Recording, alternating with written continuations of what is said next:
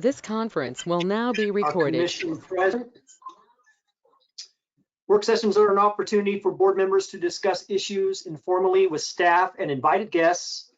The board encourages members of the public to attend work sessions and listen to the discussion, but there's generally no opportunity for public comment. Members of the public wishing to address the board are welcome to do so during the board's regularly scheduled meetings. First off, we're going to discuss the formal agenda this evening. I think we want to also kind of discuss the short-term rental ordinance revision. So I'll start with County Manager Boone. Thank you, Chair Quayla, members of the board. I apologize for the last-minute nature of this request, but staff will be recommending your board remove item 11, which is the ordinance 22-01 from the agenda this evening. The discussion of STRs is ongoing, and unfortunately, the last work session did not provide enough time to work through all the pertinent issues and topics. I believe that taking a little bit more time for that thorough discussion with your board will allow us to ultimately have the product that I think you and the public desire. So to that end, if your board is agreeable, staff will set aside time at the February 16th work session to continue that discussion, and then ordinances will be forthcoming to your board in the near future, and there'll be plenty of opportunity for additional public comment. Thank you. Thank you, County Manager. How does the commission feel? In agreement with that? Thumbs up. Okay. Then when we get to the regular meeting, then we will take the opportunity to make that request and to pull that item from the agenda. So that will be right at the beginning of the meeting when we discuss the agenda at the regular meeting. Okay. Anything else on the formal agenda that the commission wants to discuss? Commissioner Thompson? Well, I noticed that the Asbury Creek pedestrian bridge, the restoration, it's being replaced. Oh my goodness. I just want to put a gold star on that one and say hooray. That's item 9. Item 10, the Victims Crime Act. At some point, I'd like to get a further description of the victim services that are received.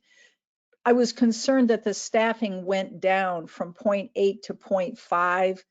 And it occurred to me, again, we're talking about vulnerable people in our community. So I don't want to disturb our consent agenda, but I'd like to flag that for staff. I know Lieutenant Hanthorne is coming to talk to us in a work session.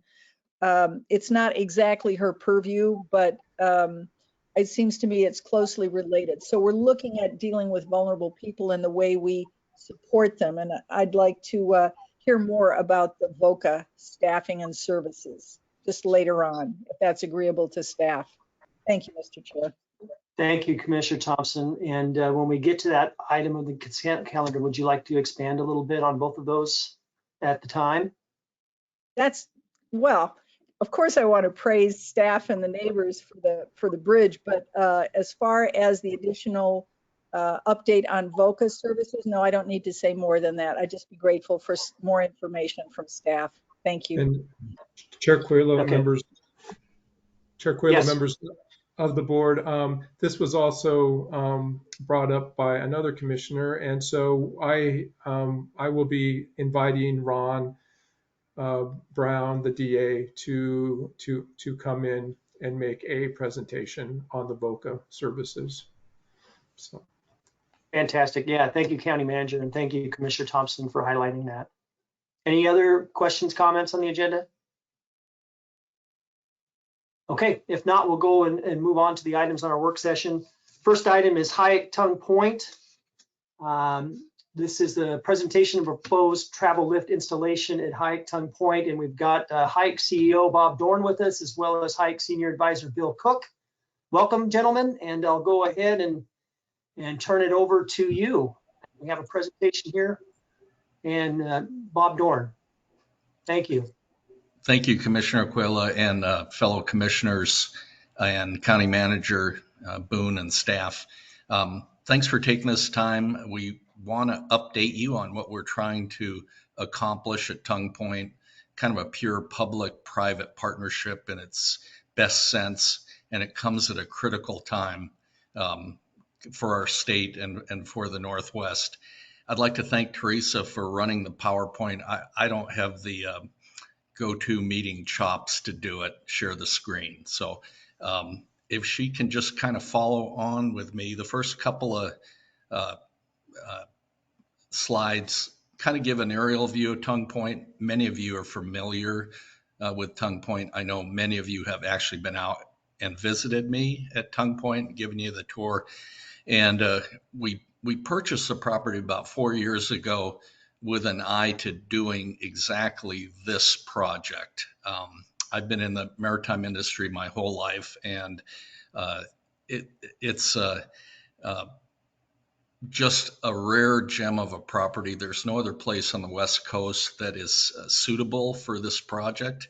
And I've looked in Bellingham, Everett.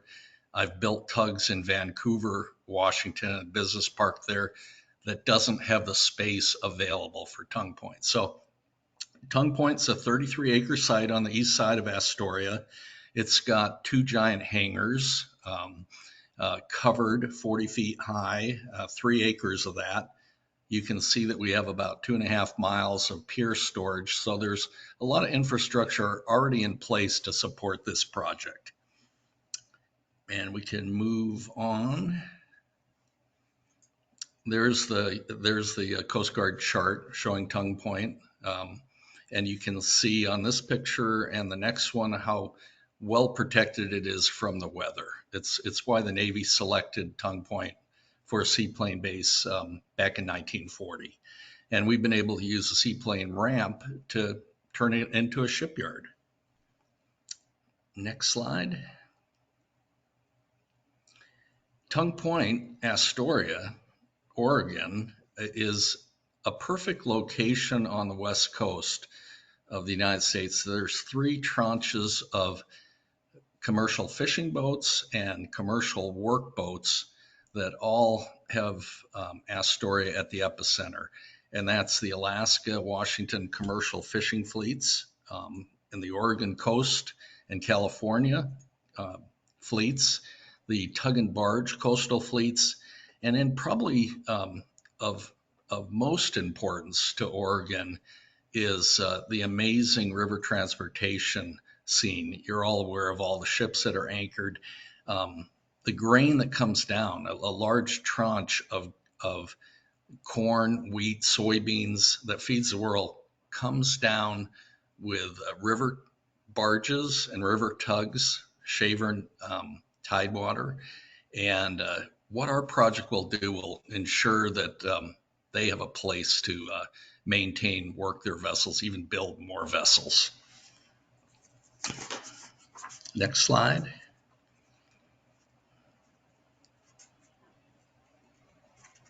So at Tongue Point, Hayek is the owner of Tongue Point, and we've got 2 partner tenants, WCT Construction. They do all manner of vessel repair, a lot of commercial fishing boat repair, and a lot of river activity. In fact, I think right now on the boat trailer, we have a dinner cruise vessel that needed emergency repairs out of Portland, and we've been able to do that in a turnaround Harry. The other cool anchor tenant is the long-standing heavy civil construction company based in Astoria since the early 60s, and that's Bergeson Construction. They have offices, shop, storage space, and I think, they're the best industrial maritime pile driving, pier building, bridge building company I've ever been around. And they're a big part of this story. And finally, I have Hayek Maritime. I've got ocean tugs and ocean barges. And Astoria is kind of a perfect location for us to home port those vessels here. I think there you go. We're zoned.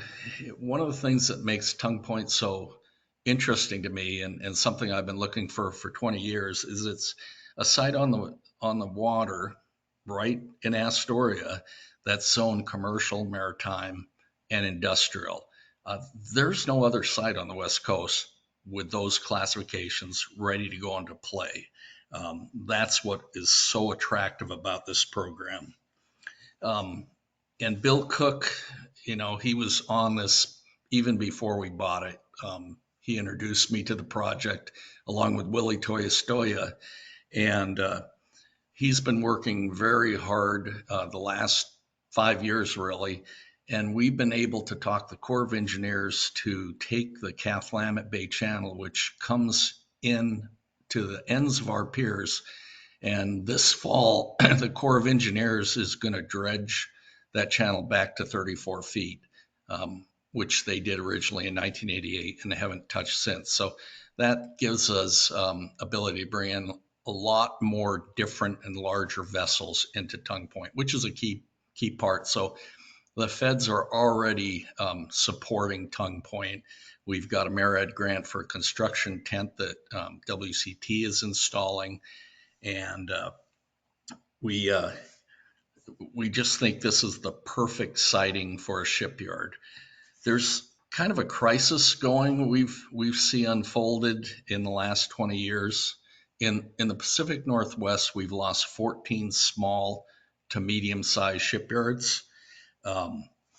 Astoria Warrenton, I think historically has probably lost, several dozen shipyards that were here to support the fishing industry and World War II.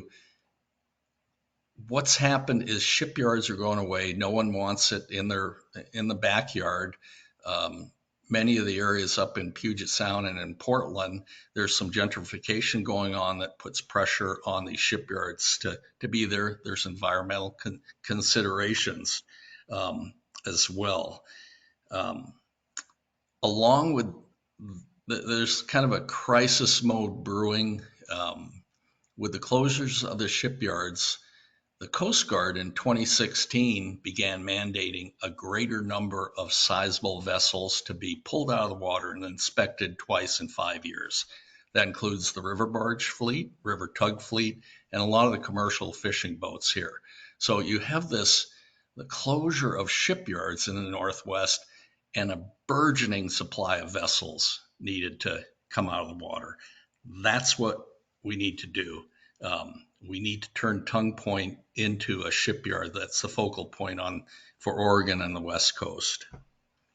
And the next slide. These are the shipyards that have closed.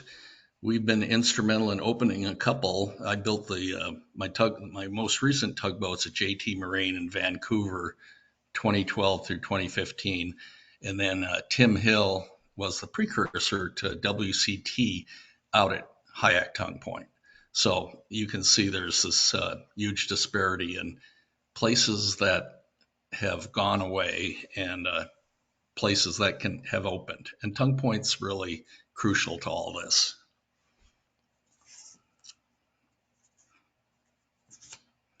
And this was driven home on October 31, Halloween. Foss Shipyard, after 100 plus years, closed their shipyard in Seattle. You can see 3 dry docks there. That went away. The same month, about a mile to the west, Fishing Vessel Owners, another small shipyard, closed. So we lost 2 shipyards last fall. And people that operate vessels have to be scheduled years out to be able to get their docking times. Heaven help you if you bang a wheel, punch a hole in a hull of something. There's literally right now nowhere for commercial fishermen or workboat industry to go for repairs. So next slide. This is just a couple of pages that summarize what the Coast Guard has done for the workboat and fishboat industry. Subchapter M, it pretty much covers vessels that never were covered before. So this is just a continuation of this, perfect storm we see brewing.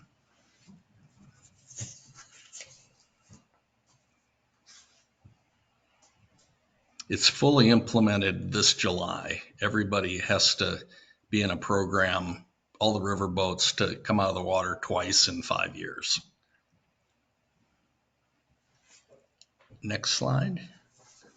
And then when I was working up my white paper, our white paper last year, I just did a survey of my cohorts, tug and barge people on the river, tug and barge people up and down the coast. And I came up with 350 vessels that would fit in a travel lift bigger than any on the West Coast, and all the river boats. So this is just a list of all the companies that commercially work in the Northwest, not on the Columbia River.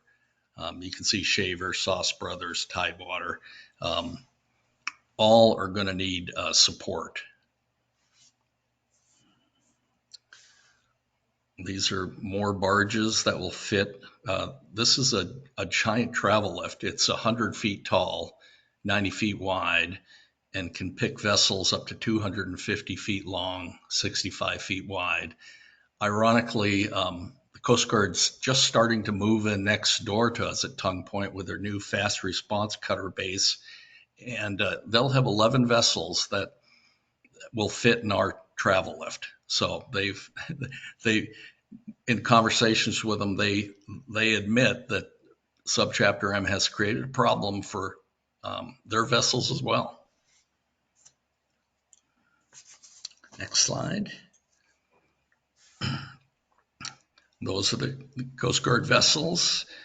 Next slide. And this is an aerial view that kind of shows the location. The twin yellow piers are the two piers that we'll build. The blue figure there is the giant travel lift. Basically, it'll go out over the piers. A vessel will come in between the piers, and slings will lift the vessel out of the water, and we'll move it to a secure, environmental, protected uplands area, which is really the best way to environmentally protect the waterway. We're right on the Columbia River. Additionally, we'll be carbon zero. This will be the first all-electric travel lift in North America, and it'll be the largest travel lift in North America.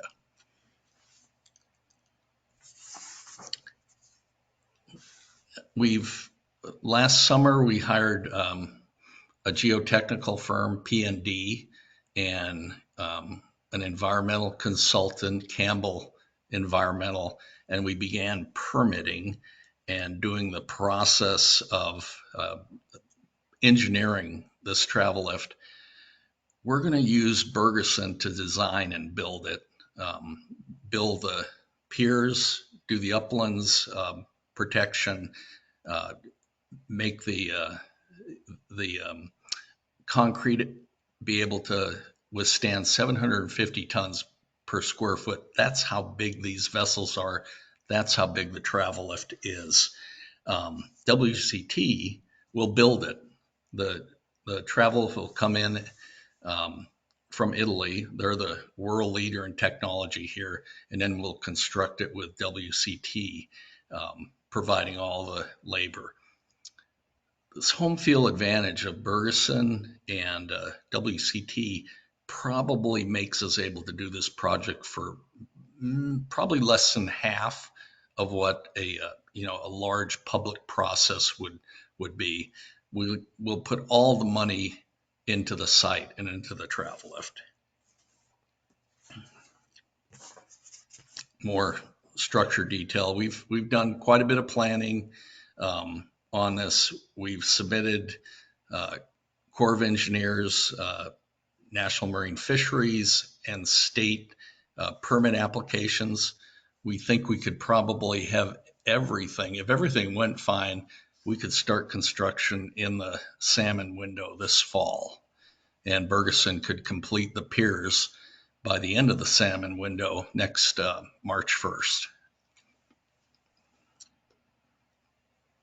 A little more detail. It's a massive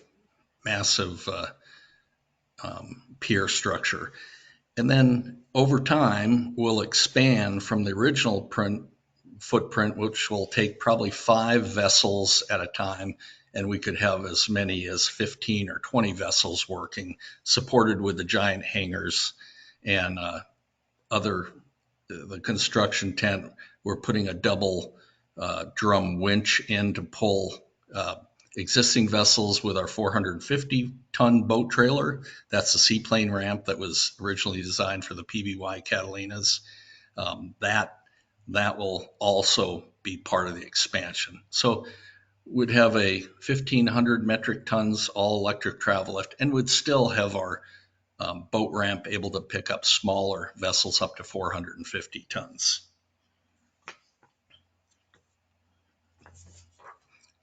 And a couple of, you can see the size, the scale of this thing. That's a 6-foot person by the 6-foot tires down there in the schematic.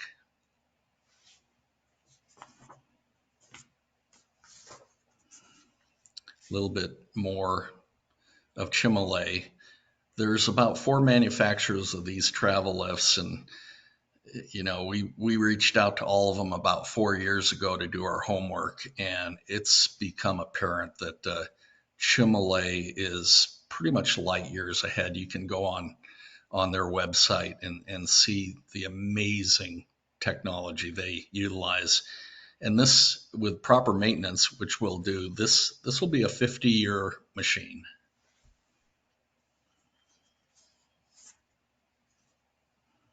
You can scroll through some pictures. I think you'll all have access to this PowerPoint. So it's just kind of glamour shots if a travel lift can be glamorous.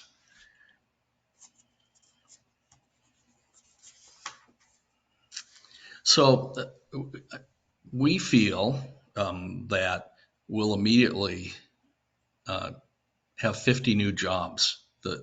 The day we finish building the travel lift and the piers are in place, WCT will have 50 new jobs.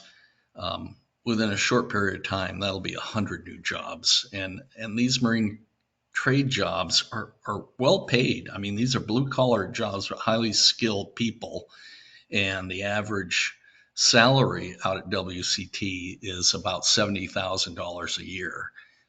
WCT, because of our seaplane ramp expansion in 2018, they grew to have 48 people in March of 2020.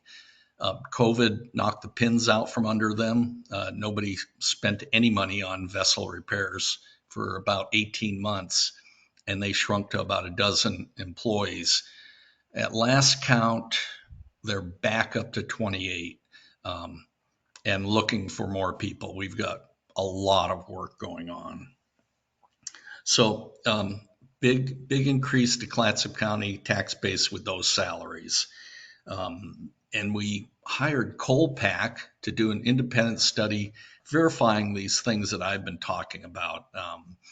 And we understand that the ripple effect to Clatsop County will be about 2.5 jobs per every job that we create at WCT. So want to let you know, just keep you apprised of the funding of this. We've spent about $7 million out at Tongue Point in the last 4 years.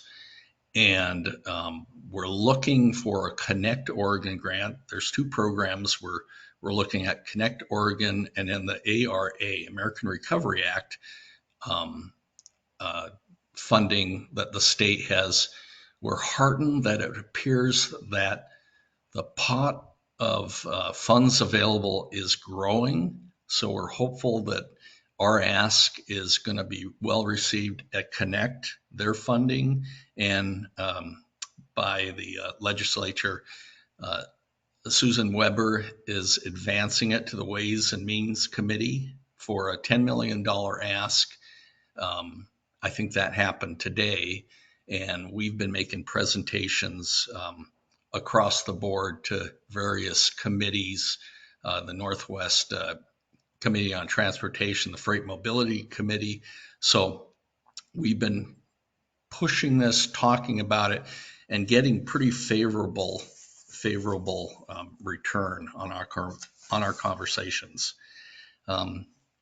Finally, I just want to list on the next page the letters of support we received. Senator Betsy Johnson was on board the first day I met her in 2017, saying, when I told her this is what this could be, she got it instantly. Suzanne Weber has been out several times. She got it instantly. And there's a number of other associations we have letters of support from, including we presented to the Port of Astoria, gave us a letter of support, and the City of Astoria. We're reaching out to you for an additional letter of support. And I wanted to point out on the right-hand side of the column, this is the industry. This is quite a panoply of our American commercial industry that has also given us letters of support. I want to point out American Cruise Lines just recently announced that they're building 12 new ships. Several will be out here on the West Coast, and these smaller ships will fit a 1,500 metric tons travel lift. So I'm just hoping that Clatsop County will give us a letter of support and help us achieve this goal. Appreciate your time. And if any of you have any questions, I'm approachable. You can call me anytime, come out and visit me anytime at Tongue Point. I think this is just a perfect confluence of an opportunity for the region, for the county, the city, and for Oregon. Thank you. Thank you, Mr. Dorn. Appreciate the presentation. Do you mind taking a couple questions from the commission? Absolutely. Happy to. We've got Commissioner Thompson.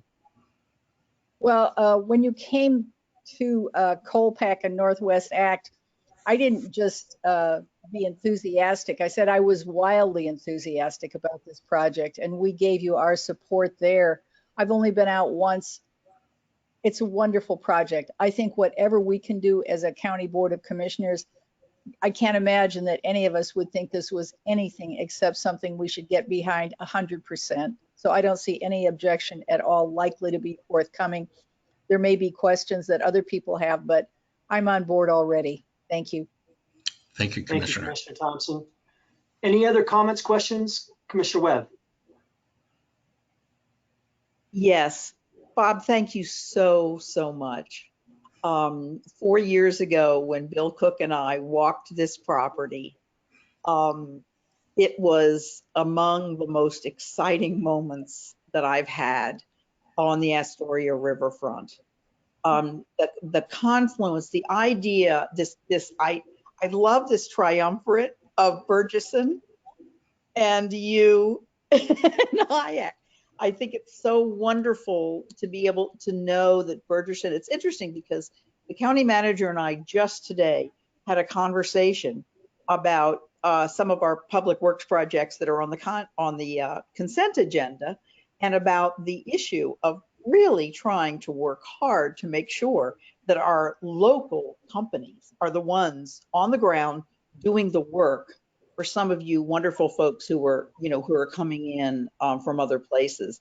So this is just, I wasn't aware of the tripartite part of this, and I'm really exciting. I'm an old Coast Guard family person, and the idea of the fast cutters coming here, we had a couple of years ago, we had a Patty Murray in Washington decided that she wanted to try to ask the Coast Guard to cross the river with those puppies, and we said no. And our wonderful Suzanne Bonamici, our congressperson, really stepped up and moved in. So this is just, to me, who is an old historical fan of Tongue Point, the idea that we are really recreating the energy and the jobs that were there 70 years ago. I wish we could bring back the airplanes, but I don't think we need to do it on Tongue Point. But this is just terrific, Bob. Thank you so much for all of this great information. This is going to be, I think, one of the great economic development projects in Clatsop County, in certainly in the last few years and probably for several years to come. So thank you so much. Thank you for your support. Thank you. Thank you, Commissioner Webb. Commissioner Banks? Well, I concur. I am all for economic growth in our community. And so I'm excited to see some action happening off the Columbia in our, well, what I would call our most natural deep port that we have, be at Tongue Point. And just to confirm that, yes, the conversation did hit Ways and Means or began yesterday. I just had confirmation from Suzanne Weber's aide. I was curious though, are you planning on reactivating the railway past Wana, or are you planning on shipping by road or highway? A great question. Everything that we're doing up to this point is just supporting river and ocean freight movement. But no, our address is Railroad Avenue, and yes, it's weed covered for 25 miles to the mill at Wana. But downstream, people with more knowledge than me about that segment of our transportation, I think that could play into it very well. I think the rail has been challenged to Astoria over the last 100 years for a lot of different reasons, but there could be purposeful need for rail. We've got to get the river transportation and the ocean transportation support in place first. That, I have no idea what it would cost to recommission 25 miles of rail. Right. Excellent. Thank you. And then I also had an additional question. Mainly it's an agricultural product question because that's kind of my jam. But anyhow, I know that those barges don't come downriver or from Portland or wherever they load. They don't come downriver full. Is there consideration to a top-off station or some such to basically eliminate river traffic or numbers of trips back and forth? Yeah, I'm a historian buff too, and I think there's been initiatives. There was a grain terminal here not many decades ago as a topping off place. There's been discussions. I've had conversations with people about it. It's a very complex question because as I learned in asking about a top off station, I found out that the mix that goes to every different nation in the Pacific and in Africa is completely different.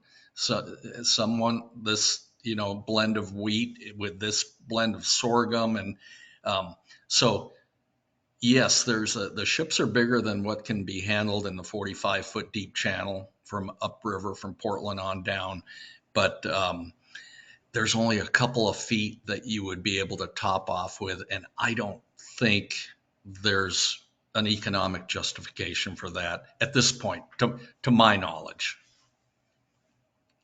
Well, I appreciate it. It was mainly just scratching a curiosity for me. But I'm excited to see progress on this. I think this is just going to be a great addition to our community. Thank you, Commissioner. Any other comments, questions from the commission? Commissioner Thompson? Well, just one thing. I mean, we often as a governing body talk about our commitment to not only economic development, but to protecting the environment. I really love the part that you have those ships out of the water so that there isn't contamination of the river and the salmon spawning beds. I love that these are electric powered. So I really applaud you for uniting those dual purposes, and really stay in touch with us because we're eager to hear more and to be your partners going forward. Thank you. I will. Hey, Bob, I had just a couple questions for my personal kind of benefit. We're kind of aiming towards the larger tugs and freight, and I was thinking about our commercial feet and boats say that are smaller than 60 feet. Are those primarily going to stay maybe with the Port of Astoria with their lift, or do you think that this could accommodate some of the smaller commercial vessels? Yeah, and actually, with Melanie Olson's help in 2018, we were able to, for $350,000, get a grant to put 24 new pilings and buttress the seaplane ramp. And Willie went from 150-ton capacity to 450. So you can look at this now. Tongue Point has the ability to pick up those 60-foot boats, and they do all the time. They've sponsored, they've built those boats there. So Tongue Point's, pretty quietly is going to be able to span a huge gauntlet of vessels. But there's room for the Port of Astoria. They have an 88-ton lift. Fred Wall has an 800-ton lift. Port of Toledo has a 660-ton lift. They're all part of the mix. Again, with 15 shipyards going away, anywhere you can put a travel lift is going to be a good thing for the commercial maritime industry, fishing and workboat industry. It's going to be a good thing. Do you see boats relocating from, say, Toledo to be closer to this lift, or do you think that would happen at all? Seattle, Toledo area, coming to the Columbia River? Yeah, I think you'll see a lot of, for repair work, you'll see a lot of vessels come here. I think, I don't know fisheries at all like you do. And I don't know the mix of what vessels are best sited at Tongue Point or in Astoria, what are best suited to be up in Seattle, down the coast in Coos Bay or Newport. We'll have the ability to take care of them all, along with some other places. I think what the Port of Toledo has done is remarkable, supporting that fishing community. And I think Reed Sport, Fred Wall, that's remarkable too. And Tongue Point can be a brother to those facilities. But Mark, I think we'll attract vessels here. I just don't know the mix. We'll certainly, boats are mobile. So if you have to go 300 miles to get a lift, you'll go 300 miles to get a lift. That's what we'll offer to everyone. And I see Bill Cook, you had your hand up there, Bill, and then I'll go to Commissioner Bank.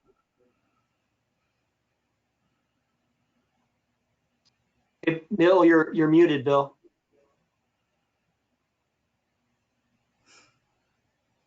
Here we go.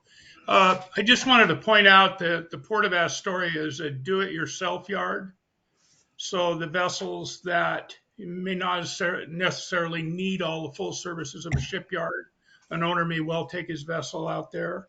It's a size issue that we're dealing with. We're not targeting any one specific market, but we're looking at our market, which is a larger market overall.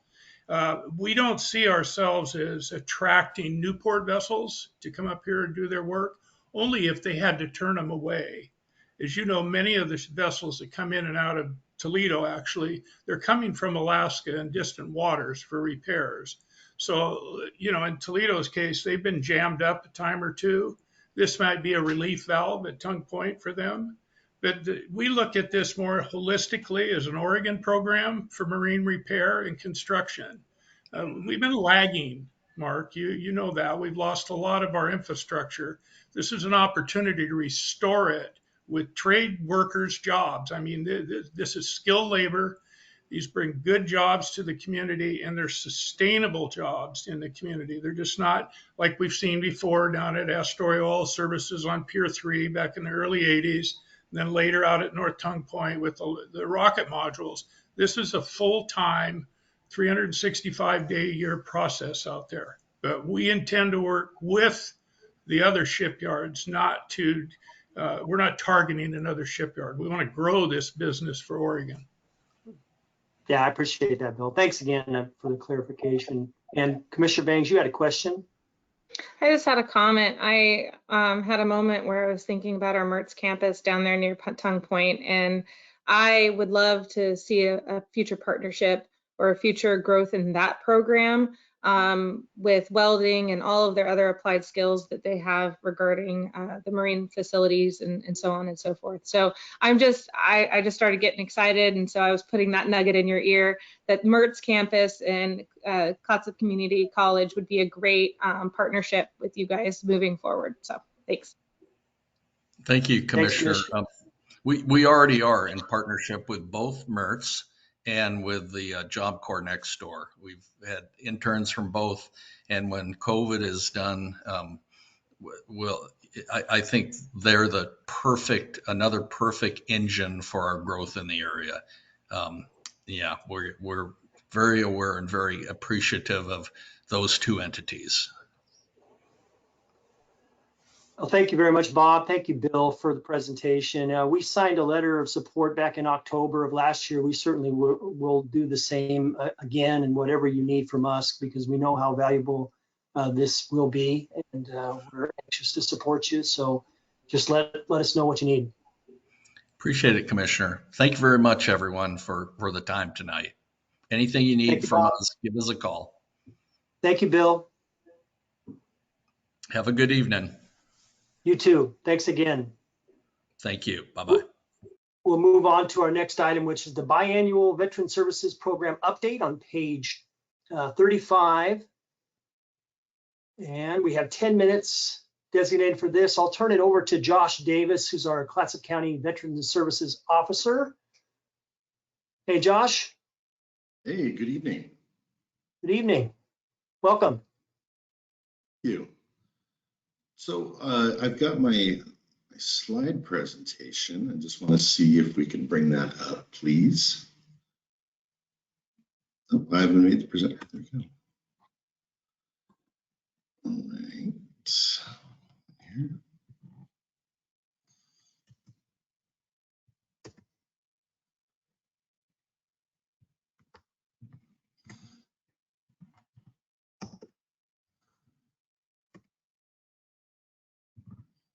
All right, everybody sees that okay? Yep.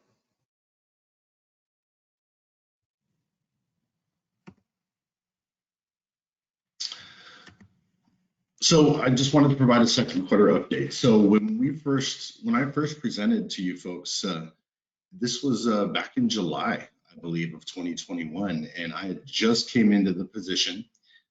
I came into the position just the first week of June, and this was where we were, what we ended up with after that first quarter. So we had in-office interviews of 61, out-of-office interviews of 28, total interviews for the quarter of 90, disability pension survivor claims filed 27, 0 healthcare enrollments, and 5 appeals filed. At this point, now, let me move this here. We're up to 88 in-office interviews for the second quarter. Out-of-office interviews, 15. Out-of-office interviews could include anything from home visits to where I'm going out into the community and meeting with veterans, to going to rehabilitative centers, skilled nursing facilities, and other things like that. Total interviews for the quarter, 103. Disability pension survivor claims filed, 36. Healthcare enrollment, 5. 4 appeals filed. So this right here is our I wanted to put it into dollars and cents so you folks could kind of see where, when veterans receive service-connected disability compensation or they receive pension benefits, how those veterans receive it and how it comes into the community. In the first quarter, compensation rates of return to the community and new monthly compensation awards for that particular quarter, it was 9,125. Now, what that means with new monthly compensation awards, that is what each veteran that was awarded within that quarter, they added up all of their total combined service-connected disability compensation into what they would receive each month. Retroactive awards, 118,860. Now that's a fairly large number, but the thing to remember about retroactive awards is that number comes based on the time that it's taken for that veteran from the beginning of their claim to the time they are awarded. So if it's a big number like that, what that tells me is that the VA was taking a really long time to decide on claims. So new monthly compensation awards for the second quarter, 33,108. And then we've got retroactive awards of 51,743.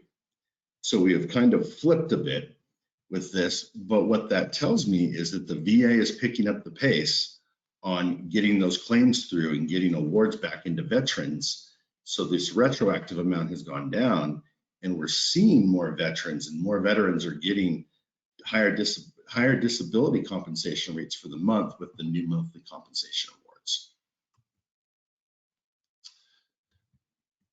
So I'm very passionate about outreach, and I know that I went over this when I first met with you folks, and I am so very lucky to have partners in the community.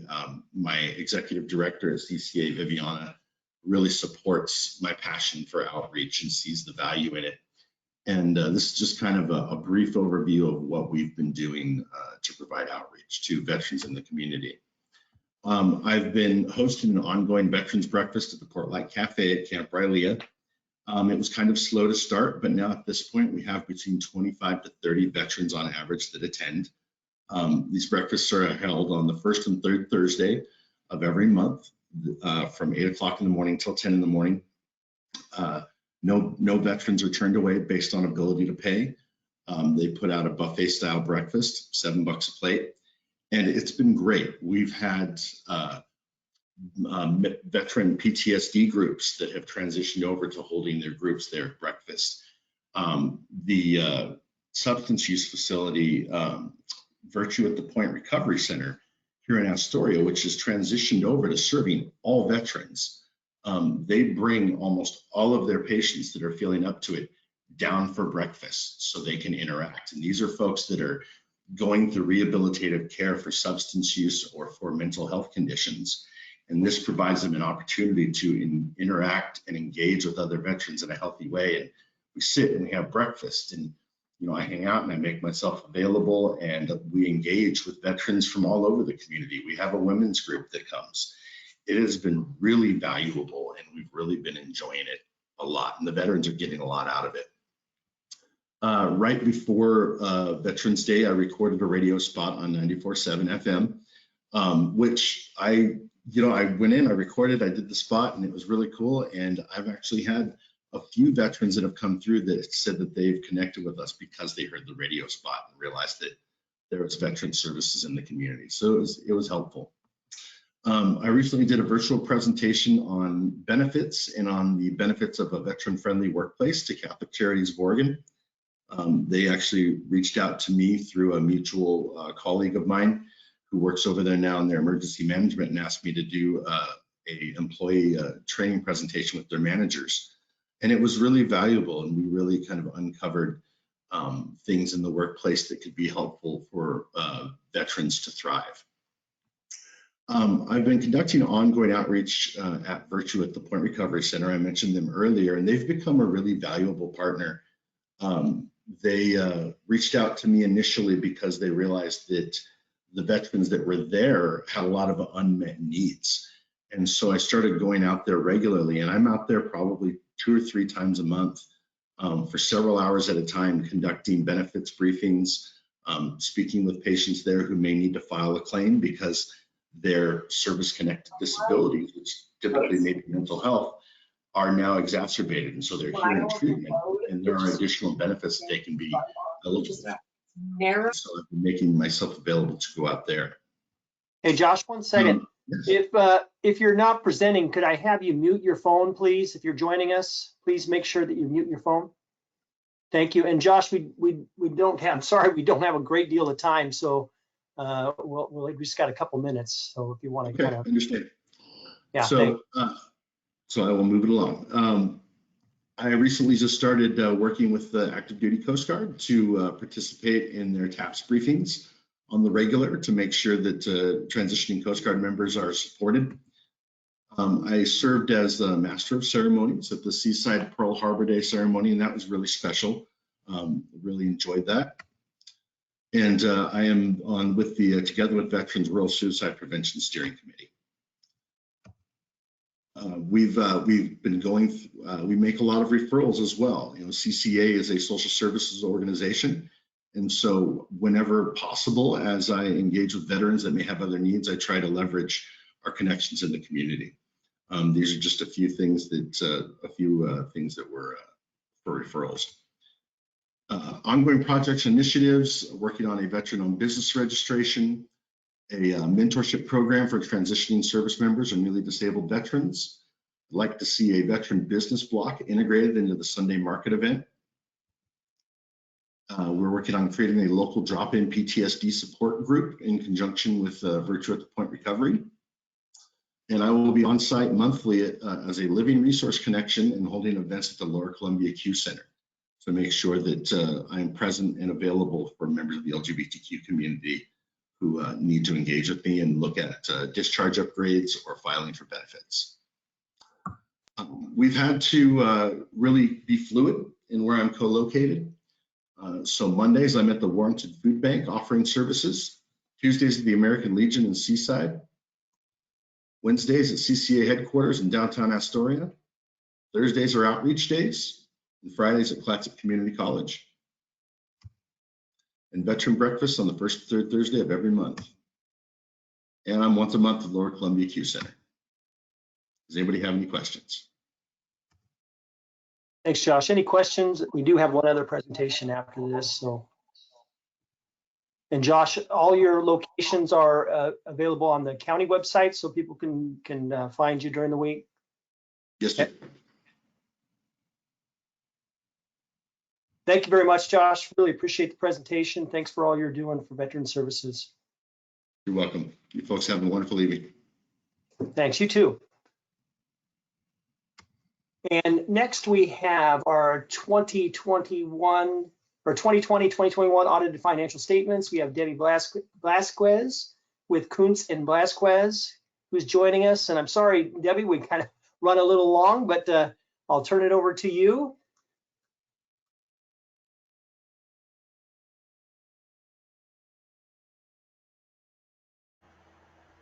Okay, not a problem. I can condense this for you. It's not a, the report itself hasn't changed much from year to year, but I'll just go over, and it's 163 pages, so obviously I'm not going to go through every single page. Thank you. So I'm just going to, I'll do, yeah, I wouldn't want to go through all 163 pages. So there's a couple letters that you get with your report every year. The thicker letter is the communication with those charged with governance. This just tells you, what responsibilities are ours and what responsibilities are yours. It kind of recaps any significant accounting policies, or if there was any issues that came up during the audit or difficulties, which there were none. And that's what that letter is about. The second letter that you get from us is the communication with regards to internal control matters. It's 2 pages this year. There was a couple small things that came up as far as having exceeding the allowable amount allowed in the LGIP, which was corrected, I believe, before we even arrived on site. And the other one just had to do with some prepaid expenses and accrued liabilities, just some adjustments that just needed to have cleared. But everybody did an awesome job for my staff. I actually wasn't there personally this year due to some health issues, but Jennifer and Sandy and their staff did an amazing job pulling things together for my staff. So I really appreciate that. The report itself, which you all should have received, I don't know if you have it in PDF or in booklet form, but I'll just kind of go through the table of contents, and then I'll kind of hit some highlighted areas and kind of give you an explanation of the different sections within the report. If you have specific questions, feel free to interrupt me. But the first section of your report is what we call the introductory section. You send in your report each year to achieve a certificate of financial statement award. It's called a CAPR. Most of that, all of that work is done by Jennifer. So the first part of that is the introduction letter to the GFOA, as well as I believe the letter is actually addressed to the county manager and you as the commissioners. The second section then goes into what we call the financial section, which has your audit opinion, which was cleaned. Just to give you a heads up, next year this letter will look quite different. GASB's decided that they needed to make it more understandable, apparently. I just got through a class not very long ago. I don't think it to be super different or more explanatory, but your opinion will be up further in the report letter next year. After that section is what's called the management discussion and analytics analysis that starts on page 4. This is just a really good summary of what is included in your financial statements and summarizes some of the key information. So if you're looking for just like a quick look at what your financial statements are telling you, this would be a good place to start. After that, you get into the actual financial statements themselves. So you have the sections, the statement of position, and which is like, these are the GASB reports. It's also the statement of activities. These would be like if you were a for-profit business. It shows all your liabilities, it shows all your assets, things that aren't shown in the governmental statements, which start right behind that on page 17. Those governmental fund statements are more like what you probably see on a monthly or quarterly basis as far as what your actual two budget type statements would be. These are the ones that seem to make more sense to people. And then through the rest of it, you're going to get more statements on proprietary funds and fiduciary funds. The other section of the report that I just want to draw attention to is the notes to the financial statements, which is the bulk of the report. I find this section, when I'm reviewing a new client, this is the section that I go to because this is going to tell me all the important information as far as how your funds are accounted for. It talks about budget law. It talks about the detail that makes up your cash accounts, your equipment accounts, those sorts of things. So I find that this is the section that I usually will spend quite a bit of time in. After that, you get into what's called the required supplementary information, which gives you some additional detail on PERS. It also gives you your budget to actual for your general fund and any of your other primary funds. And then after that, it goes into the individual budget to actual for every fund that you have besides the ones we've already talked about. After that, it goes into statistical section, which starts on page 127. These are schedules that are required for the CAPR, and these are all schedules that are prepared by Jennifer. So these are different statistical information that the CAPR wants, or the board that looks at the financial statements wants in order to award that CAPR. After that, you get into your Oregon minimum standards letter, and then the very last section has to do with the single audit section, which is all of your federal awards, and then our opinion on whether or not everything was found to be in compliance based on the programs that we tested. And that takes you to the end of the report. And I know that was really fast, but I know you're also on a tight timeline. So are there specific questions that anybody has?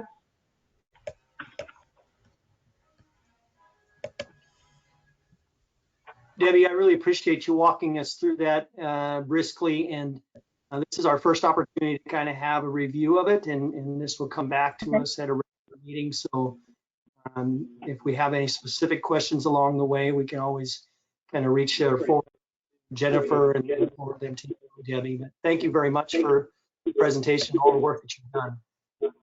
You're very welcome. You guys have a good evening, and if, like I said, just email me or have Jennifer give me a call and we can go over any questions you have. Absolutely. Thanks, Debbie. And we will move the fiscal year 2021-22 second quarter financials to our next work session. And then we'll go ahead right now, since we've got 6 o'clock on the dot, we'll start our regular meeting. Before we start, can I ask everyone to mute themselves, please? I think we've got a few people that are unmuted, and that's causing some reverberation. So if you're not muted, please do so.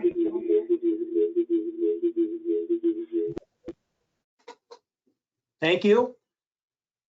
And we'll go ahead and call the meeting to order. The Board of Commissioners, as the governing body of Clatsop County, all county service districts for which this body so acts, is now meeting in regular session. Can the roll call be called right now? Yes, Chair Quila, Here. Vice Chair Thompson, I'm here. Commissioner Toyoka, Here. Commissioner Webb,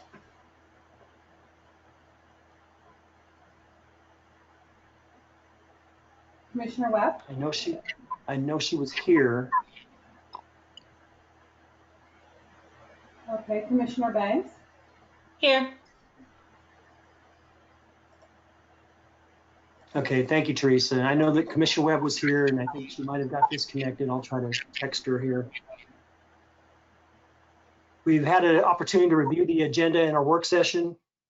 Do we have any comments on the agenda? Commissioner Thompson? Thank you, Mr. Chair. I'd just like to briefly highlight item 9 on our consent agenda, the award of the Asbury Creek Pedestrian Bridge Replacement Contract to Bergeson. And I'm delighted for that. If I had gold stars, I'd be passing them out to everybody involved. Thanks to the county staff and the neighbors and everyone who participated in this. That's really all I had about the agenda, Mr. Chair, unless you're looking for, I think the county manager is going to make a comment. I think, yeah, one of the discussions items was our public hearing this evening, and I want to turn it over to county manager right now, because I think we want to make a change to the agenda. Yes, Chair Quilla, members of the board, thank you. As I mentioned during the work session, staff is recommending that item 11, which is the ordinance 2201, be removed from the agenda this evening to allow your board and staff to go into work session next week to have further conversation about the intricacies of the path forward with short-term rentals. And so if your board is amenable to that, we would recommend that the agenda be amended to remove that item. Subsequent to the work session, there will be the opportunity to bring ordinances back and to have public hearings. But this will postpone that until after the county board and staff get a chance to speak more thoroughly about the path forward. Thank you. I had to do this before. Thank you, County Manager. Yeah, we've had a lot of we've received a lot of letters and public comment to this point, and I think the staff wants the opportunity and the board to go back and kind of make sure that we're reviewing those correctly and putting something together for our that's more palatable for everyone. So that will be the direction we go. I appreciate everybody muting. Thank you. So we'll need a motion to remove item 11 from the agenda. Mr. Chair, I'll make that motion to remove item 11 from the agenda. I second. Moved and seconded to remove item 11 from tonight's agenda. All those in favor signify with an aye. Aye. Aye. All those opposed? Okay. Motion carries. Next item is a proclamation for Black History Month. And I believe Amanda, is Amanda with us?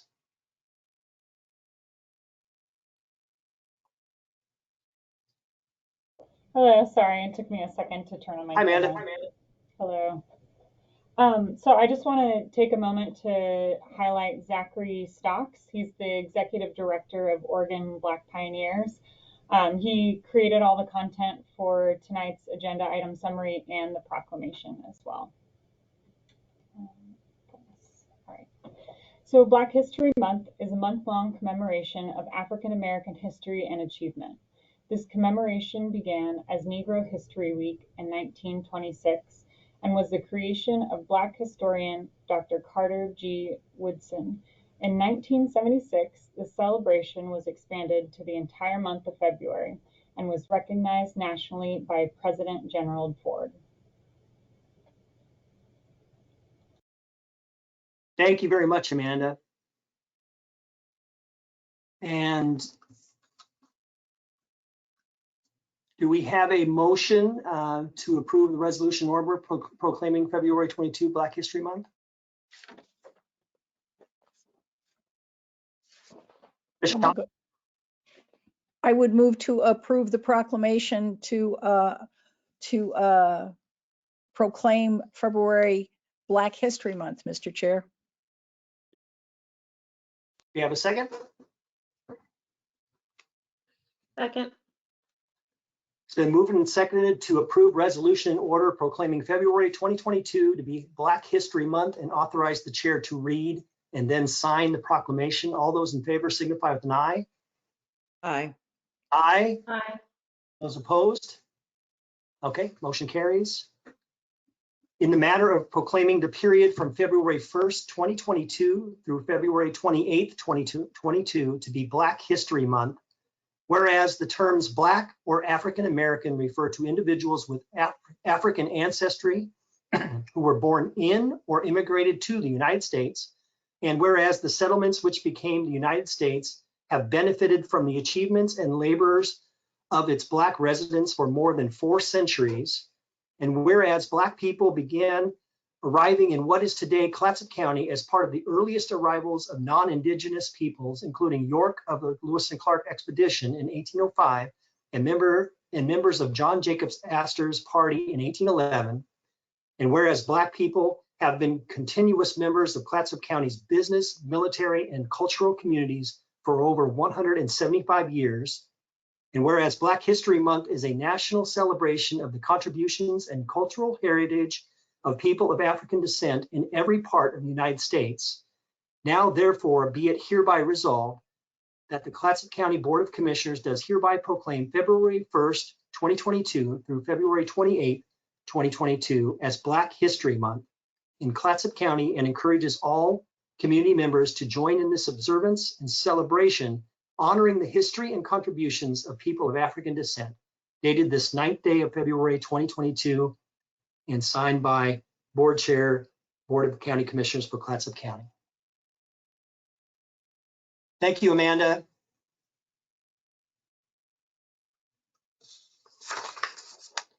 Commissioner Thompson. Mr. Chair, I think we did not vote to approve the amended agenda.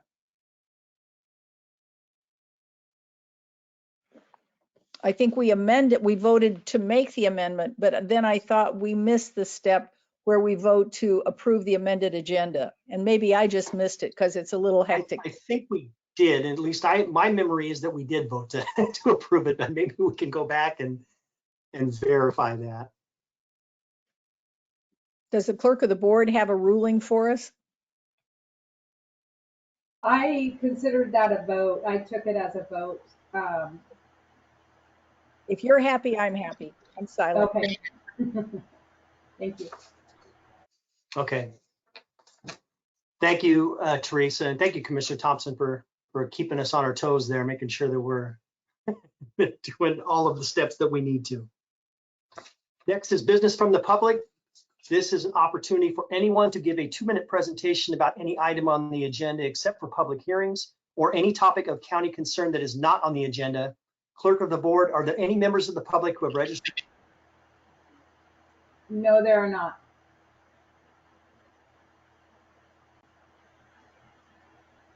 There are no members of the public that registered to speak, and we don't have a public hearing this evening, so.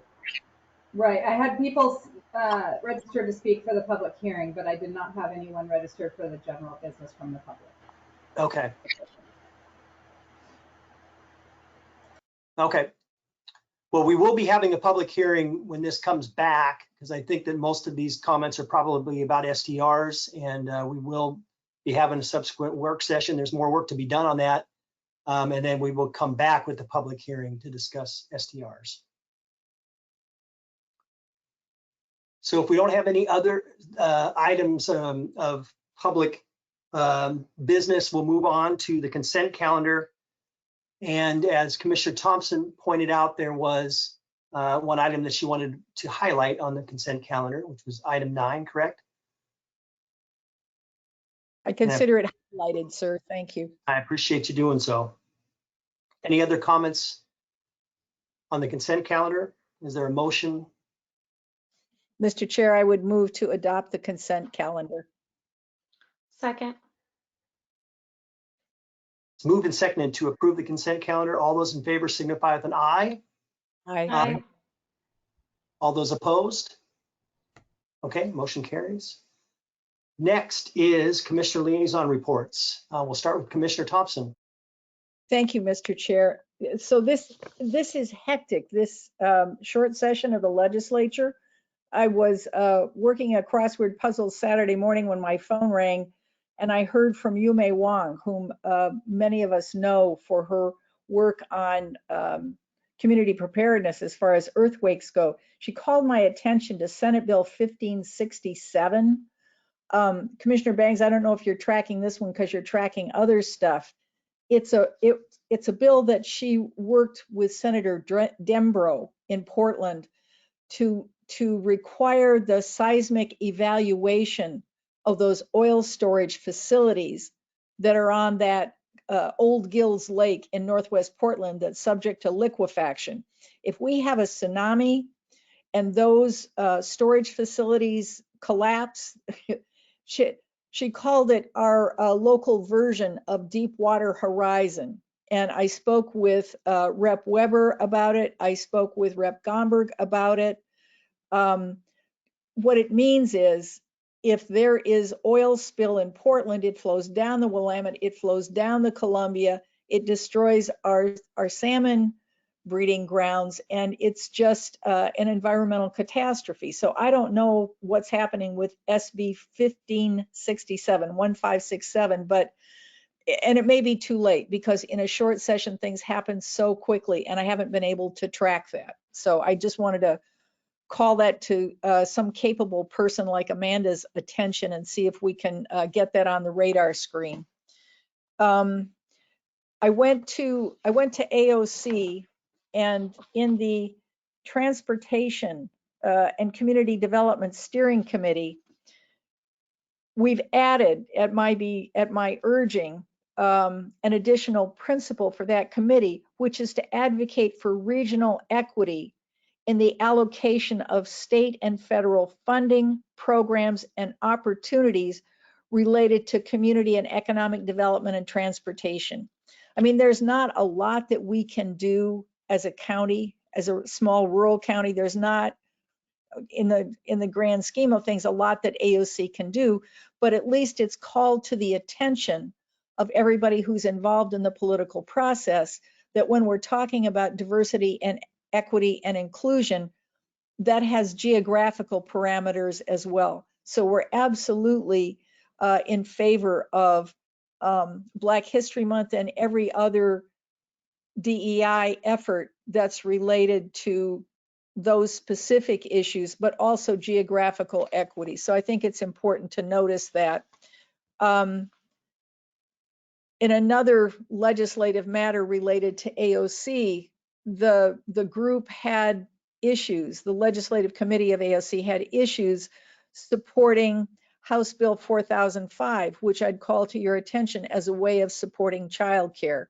The concern voiced was one of the community organizations that was going to receive part of this childcare funding was one that had on its website a reference to defunding the police. And so there was no appetite to support childcare because of that one stumbling block. It's an unfortunate part of the political process, but again, I reached out to Representative Weber to urge her support for childcare. Let's not punish the children because we have issues about the best way to achieve social justice. So I would say that. Just before this meeting today, on a final note, the AOC membership committee met and we talked about the value of AOC and how it can be more cooperative and more effective, of more value for the dues money that we pay. Mr. Chair, that's my report for now. Thank you. Thank you for that report, Commissioner Thompson. Is it appropriate that I ask you a question? Because I know that you are following things in Salem quite a bit. And I noticed that in our report out about the legislative guide, there's a $400 million housing package that's listed in this as an infrastructure item. And I was just curious if you had any update on that or maybe some information. I can't, you know, that's one of the issues related to having so much community input about the short-term rental issue. I can either track legislation or I can respond to concerned constituents. And so, no, I didn't track that, but I've been our advocate for that and for that bill previously. So I hope it's doing well. If somebody else has better information, I'm eager to hear it. No, Commissioner Thompson, it was an unfair question. I just I saw it listed on our updates from PAC West, and I just was curious how that was, what was going on with it. So thank you, Commissioner Thompson. Commissioner Toyoka.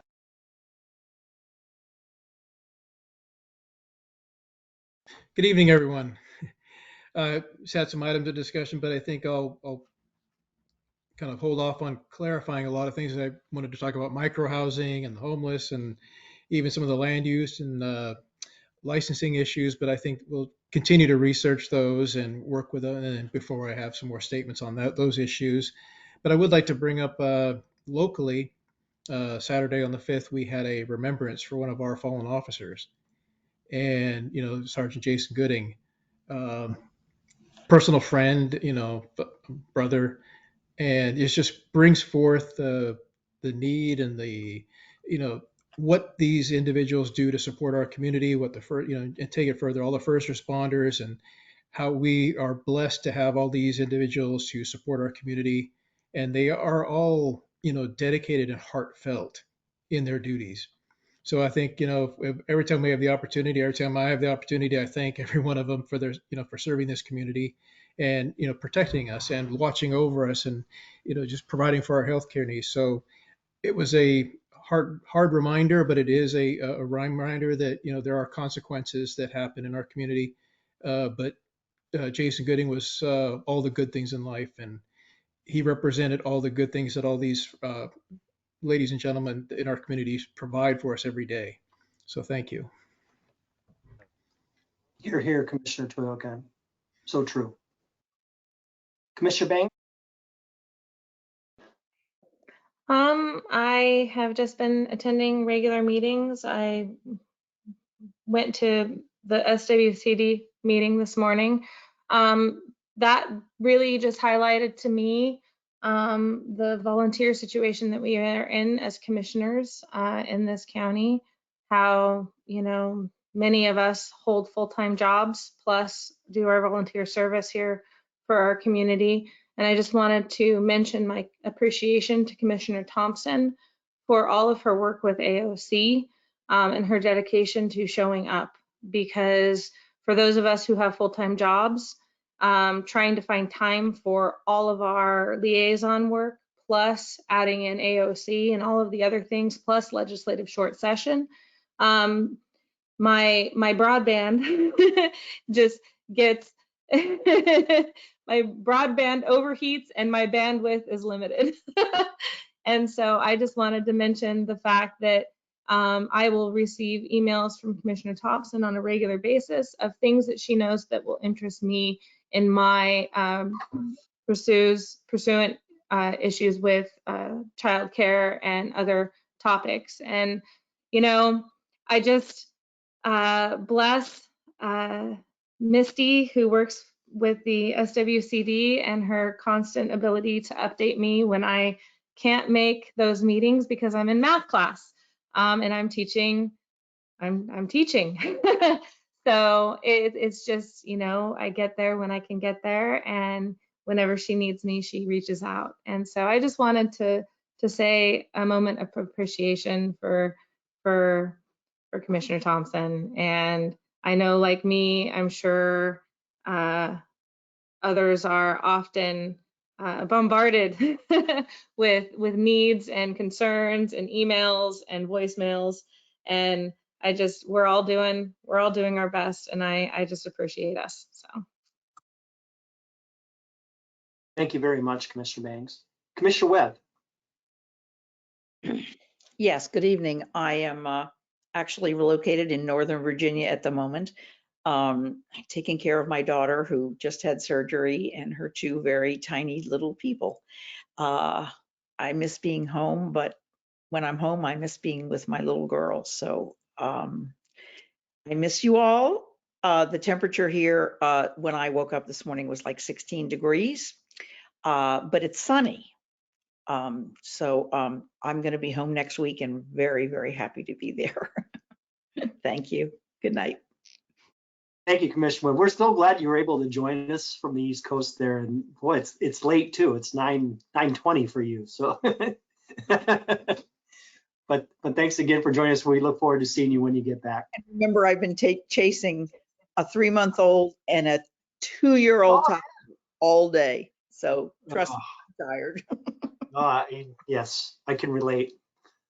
Hey, I just wanted real quickly to just recognize Amanda's work here on the legislative guide since she was here earlier. I really like this format a lot, being able to go through and see kind of tracking where we're at, this framework for our strategic plan priorities. It's really easy to read and very helpful. So well done. And I also I did complete my strategic plan survey. So if you haven't done that yet, jump on it. And I know that we'll be using that to plan our next meeting as well. And that's a great exercise as well. And lastly, Hannah and the team have been working on a video to recruit a new public health director. And I got to see a preview of it yesterday, and it's awesome. It's really, really well done. So I think that it really markets our community well and talks about, our county government and the pluses and very honestly what to expect in assuming that position. So I think it's very representative of our community and our department and our county government. And I think it's just well produced. So well done by the consultant or the group that worked on it and our staff as well. And I'll turn it over to our county manager. Chair Coelho, members of the board, thank you. I also want to thank Amanda for her work on the legislative guide. It's been very helpful. And, as we talked to your board earlier in the year, we needed to up our game in terms of how we were interfacing with the legislative process. And that's been very helpful as we do that. So I also wanted to recognize the amount of work that your board is doing right now, and the fact that you are volunteer elected officials.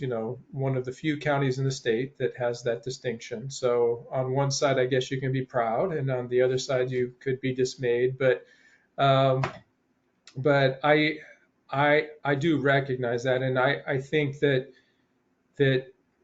to get the public's work done, it takes a lot of coordinated hands and a lot of coordinated effort. And you're certainly a very important and vital part of that. And so I just want to thank you for your commitment.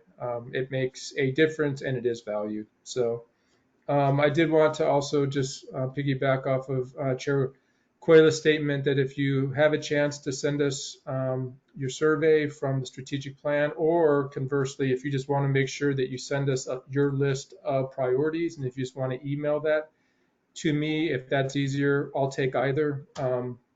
Whatever's easiest, we are flexible. So we'll just plug in the information so that So Terry and Amanda are ready for the next session.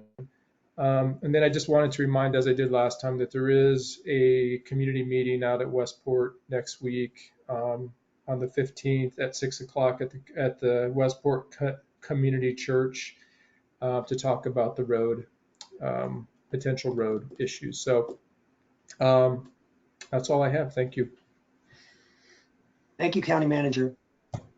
I know we had a number of people join us this evening. Just to reiterate, we will be bringing back the SDR for a work session in the future, and then it'll be back on the regular meeting for a public hearing at a future date too. So there's more work to be done on that. Do we have any items for the good of the order? Okay. If not, we'll go ahead and adjourn this evening. We don't have any executive session, so we'll go ahead and adjourn. Thank you so much. Have a good evening.